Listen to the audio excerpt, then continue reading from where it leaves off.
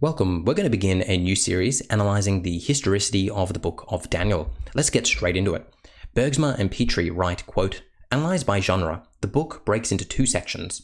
The court tales of Daniel and his companions in the service of the Babylonian and Persian royalty, Daniel 1-6, and the prophetic dream visions of Daniel himself, chapters 7-12. So we have these two major sections of the book. Let's quickly give a rundown of chapters 1-6, which recounts the court tales of Daniel. In chapter 1, Daniel and his companions are introduced into the Babylonian court, but refuse to partake in the Babylonian diet. In chapter 2, the king of Babylon, Nebuchadnezzar, has a dream which only Daniel can interpret. In chapter 3, we have the famous story of Shadrach, Meshach, and Abednego being thrown into a fiery furnace when they refuse to bow down to the image of King Nebuchadnezzar. In chapter 4, Daniel interprets another dream by Nebuchadnezzar, resulting in the king descending into madness and living like a wild animal for 7 years. In chapter 5, we have Belshazzar's feast with vessels from the Jerusalem temple, which results in writing on the wall, which only Daniel can interpret. And finally, in chapter 6, we have the most famous story of all, Daniel in the lion's den. Similar to the fiery furnace incident, this comes about when Daniel refuses to pray to Darius the Mede. In these 6 stories, you can undoubtedly notice the common trait of the Jewish protagonist being able to decipher an enigma unlike their Babylonian counterpart. And most importantly, the idea of remaining faithful during challenging times. These common themes have led commentators to view chapters 1-6 as a thematic unit known as the court tales.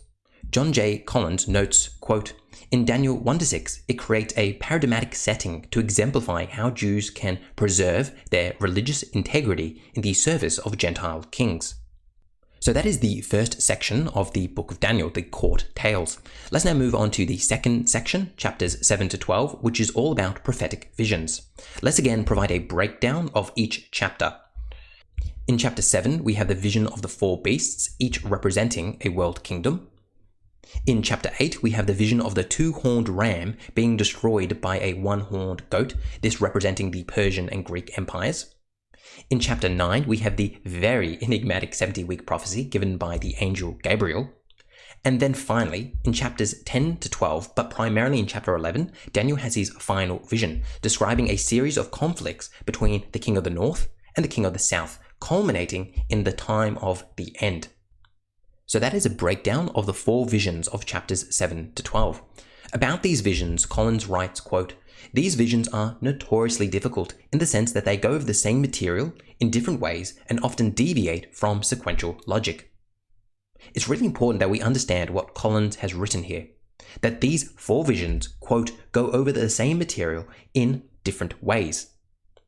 So, we don't have 4 visions about 4 different events. Rather, we have 4 visions all about the same event. Or, to say it another way, the visions of Daniel 7-12 retells the same event 4 times in 4 different ways.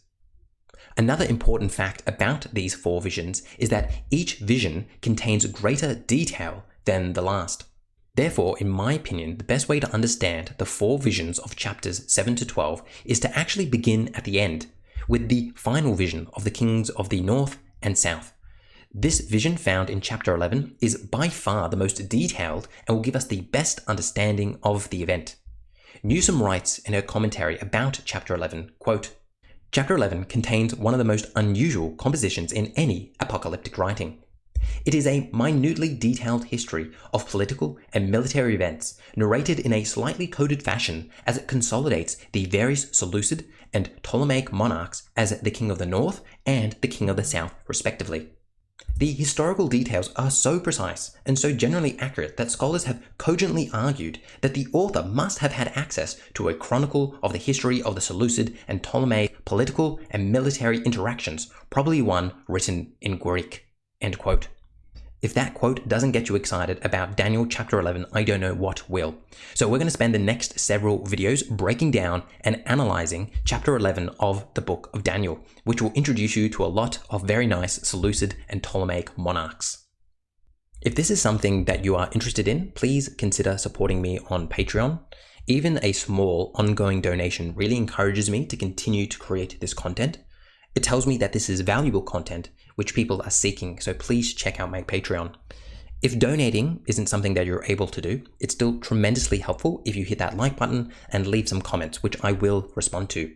And finally, make sure you are subscribed to get my next video. So with all that being said, thank you for watching all the way until the end, and as always, I will see you in the next one.